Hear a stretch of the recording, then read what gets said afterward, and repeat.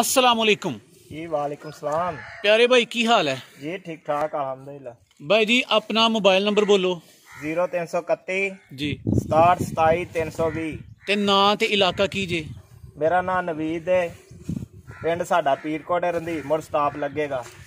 ए दसो तुहाडे कोल एक झोटी ते एक झोटा वेचण वास्ते? जी बिल्कुल। पहला सानू झोटी तसल्ली नाल विखाओ, एनू थोड़ा परां नूं चलाओ जी।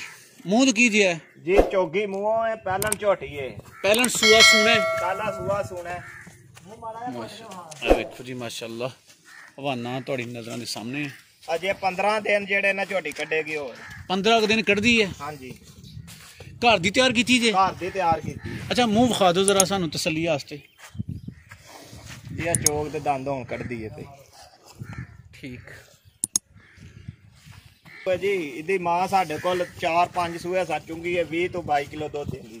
अच्छा मां दा रिकॉर्ड 20-22 किलो रहा है? हाँ जी बिल्कुल पक्का। ये भी इंशाल्लाह जाएगी उस तक इंशाल्लाह जी। दूसरे सूए भी 20 किलो पूरा देगी। चलो प्यार मोहब्बत वाला मुल भी दस छड़ो जी। असं बहुता ज्यादा नहीं करांगे, पहली दफा वीडियो बनवा के चाढ़न लगे हैं। मुल सिर्फ 2.5 लाख रुपया। सिर्फ 2.5 लाख जी।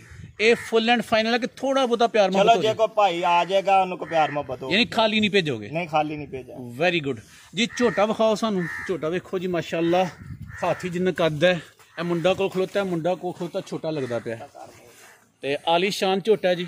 ब्रीडर किसी भी डेयरी फार्म की जान है।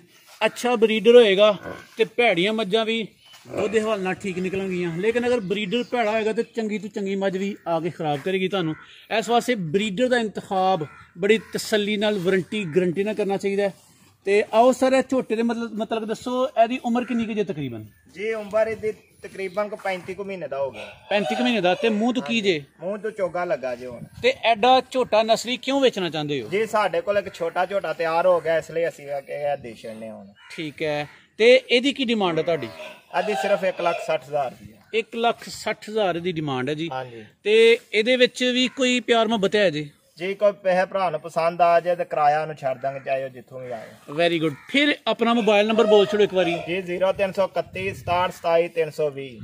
लो वीरो बड़ा सोहना इंटरव्यू दिता है। 2 जानवर विखाए ने। उम्मीद करना दोनों जानवर तमाम व्यूवर्स ने तसल्ली नाल वेख ले ने।